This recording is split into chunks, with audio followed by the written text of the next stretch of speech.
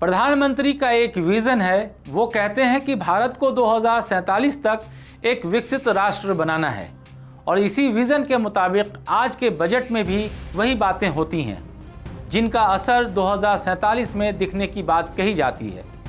प्रधानमंत्री का मानना है कि अगर इस सपने को सच करना है तो शिक्षा और रिसर्च सबसे ज़रूरी औजार हैं। शायद यही वजह है कि जब 2026-27 का बजट पेश किया गया तो शिक्षा के लिए अब तक का सबसे बड़ा आवंटन किया गया, करीब 1,39,000 करोड़ रुपए। सुनने में ये बहुत अच्छा लगता है, इतना पैसा, इतने वादे, इतना विज़न। लेकिन लोकतंत्र में ये तस्वीर भाषणों से नहीं, आंकड़ों से साफ होती है और ये आंकड़े 3 फरवरी 2026 को खुद सरकार ने लोकसभा में रखे। आदाब, मेरा नाम है तारिक और आप देख रहे हैं द हिंदी टॉप।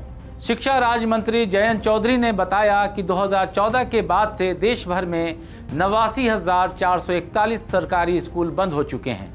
ये आंकड़ा 2014-15 से 2023-24 तक का है, यानी सिर्फ 9 साल में करीब 90,000 सरकारी स्कूल बंद हो गए। अब ज़रा इसे ज़मीन पर उतार कर समझिए।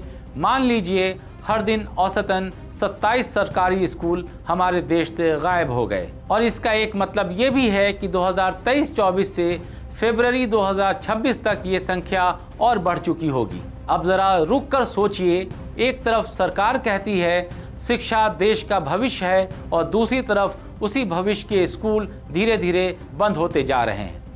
2023-24 में ये संख्या घटकर 10,17,000 रह गई है, यानी करीब 8% की गिरावट। सरकार कहती है स्कूल बंद नहीं हुए हैं, उन्हें मर्ज किया गया है। ठीक है, मान लेते हैं, लेकिन सवाल यहीं से शुरू होता है, अगर स्कूल मर्ज हुए हैं तो क्या बच्चे कम हो गए, क्या गांव कम हो गए हैं, या फिर गरीब बच्चों की ज़रूरतें ख़त्म हो गई हैं?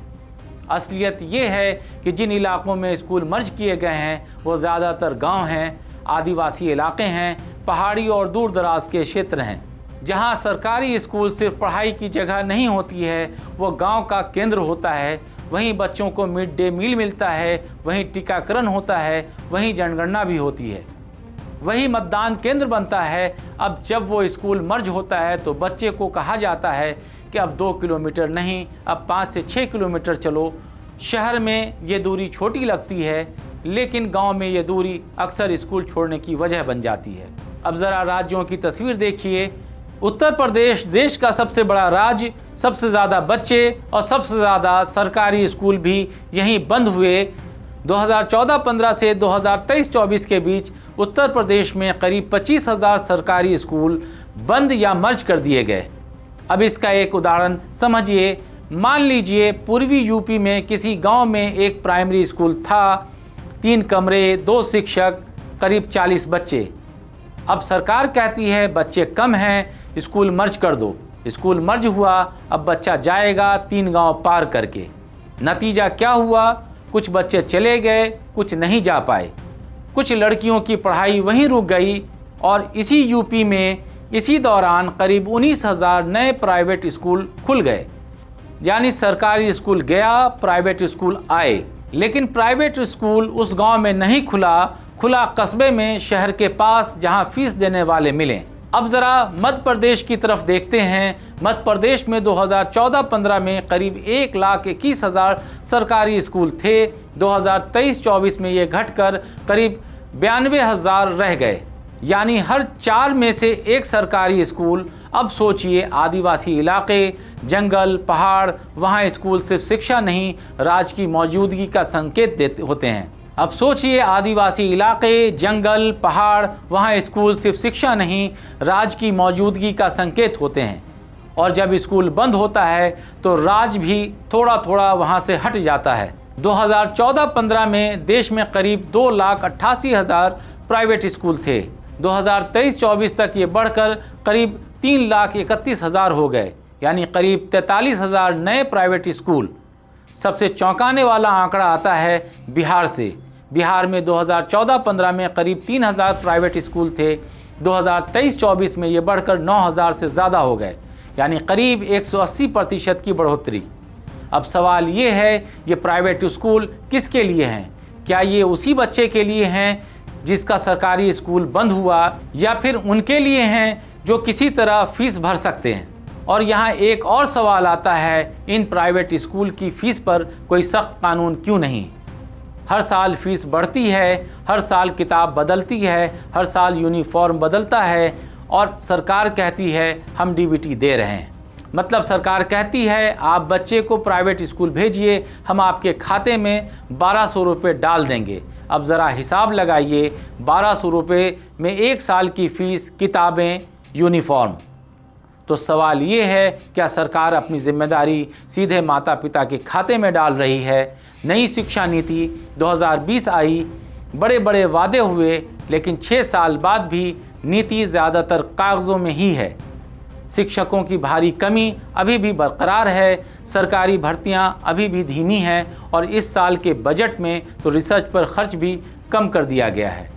अब सरकार एक और बात कहती है, वो कहती है हम शिक्षा पर पहले से कहीं ज़्यादा खर्च कर रहे हैं, और ये बात पूरी तरह झूठ भी नहीं है। अगर आप सिर्फ बजट की रकम देखेंगे तो लगेगा सरकार वाकई बहुत गंभीर है। जैसे बिहार 2005-06 में बिहार का शिक्षा बजट करीब 4000 करोड़ रुपए था, आज 2025-26 में वही बजट बढ़कर करीब 60,000 करोड़ रुपए तक पहुंच गया है। यानी लगभग 14 गुना बढ़ोतरी। बिहार हर साल अपने कुल बजट का करीब 20 से 22% शिक्षा पर खर्च करता है। उत्तर प्रदेश की बात करें तो 2017-18 में शिक्षा बजट था करीब 49,000 करोड़ रुपए, 2025-26 में वही बजट बढ़कर करीब 1,06,000 करोड़ रुपए हो गया। इतिहास का सबसे बड़ा शिक्षा बजट मध्य प्रदेश में भी शिक्षा बजट लगातार बढ़ा है, हज़ारों करोड़ रुपए हर साल। तो सवाल उठता है, जब पैसे की कमी नहीं है तो फिर स्कूल क्यों कम हो रहे हैं, और जब बजट बढ़ रहा है तो फिर सरकारी शिक्षक क्यों नहीं भरे जा रहे हैं? देश भर में लाखों शिक्षक पद खाली हैं, कहीं प्राइमरी में, कहीं सेकेंडरी में, तो कहीं हायर एजुकेशन में, लेकिन अस्थायी भर्ती नहीं होती। तो फिर ये पैसा कहाँ जा रहा है? सरकार कहती है इंफ्रास्ट्रक्चर पर खर्च हो रहा है। ठीक है, स्कूल में रंग रोगन हुआ, टॉयलेट बने, दीवारों पर पेंटिंग हुई। उत्तर प्रदेश में इसे कहा गया ऑपरेशन कायाकल्प। लेकिन सवाल ये है कि क्या सिर्फ इमारत से शिक्षा हो जाती है? अगर स्कूल की बिल्डिंग चमक जाए लेकिन क्लास में पढ़ाने के लिए टीचर्स ना हो। अब सरकार कहती है हम स्मार्ट क्लास बना रहे हैं, लेकिन सवाल ये है स्मार्ट बोर्ड किसे पढ़ाएगा? AI किसके बिना चलेगा? अगर शिक्षक ही नहीं तो तकनीक किस काम की? और फिर एक और जगह है जहां पैसा जाता है, प्राइवेट पार्टनरशिप। सरकारी स्कूल बंद होते हैं, प्राइवेट स्कूल बढ़ते हैं। सरकार कहती है हम सीधे माता पिता को पैसा दे रहे हैं। डीबीटी मतलब साफ है कि सरकार स्कूल चलाने से पीछे हट रही है और कह रही है आप बाज़ार से शिक्षा खरीदिए। अब ज़रा हिसाब लगाइए, एक सरकारी स्कूल पर सरकार साल में औसतन कुछ हज़ार रुपये प्रति बच्चा खर्च करती है, और अब वही प्राइवेट स्कूल में जाता है जहां साल की फ़ीस 20 से 30,000 शुरू होती है। तो सवाल ये है कि क्या सरकार शिक्षा पर खर्च कर रही है या शिक्षा का खर्च आम आदमी पर डाल रही है? और यही सवाल नई शिक्षा नीति पर भी उठता है।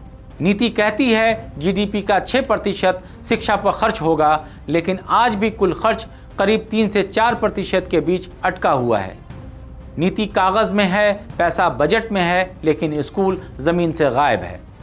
बिहार में सरकारी स्कूलों की संख्या कम नहीं हुई बल्कि बढ़ी। वहाँ शिक्षक भर्ती हुई, वहाँ पंचायत स्तर तक स्कूल पहुँचे। इसका मतलब ये है अगर राजनीतिक इच्छा शक्ति हो तो स्कूल भी बचते हैं और बच्चे भी।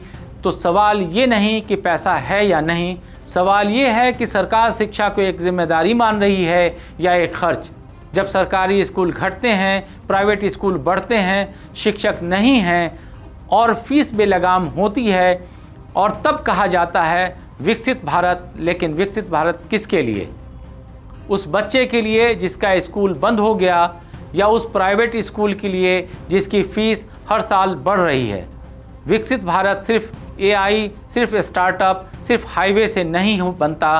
तो समझिए विकसित भारत का सपना बिल्डिंगों में नहीं बल्कि फाइलों में कैद है। क्योंकि जिस देश में सरकारी स्कूल बंद हों वो देश भविष्य की बात कितना ईमानदारी से कर सकता है? विकसित भारत बनता है उस सरकारी स्कूल से जहां बच्चा बिना फीस, बिना डर पढ़ सके। अगर वो स्कूल बंद हो जाएं तो सपना भी धीरे धीरे बंद हो जाता है। हमारे इस पूरे सवाल में आपका क्या जवाब है, हमें कमेंट बॉक्स में ज़रूर बताइएगा। आपने अगर हमारा channel the Hindi top subscribe नहीं किया है तो सब्सक्राइब कर लीजिए। हमें यूट्यूब, हमें फेसबुक, इंस्टाग्राम और ट्विटर पर फॉलो करना ना भूलें।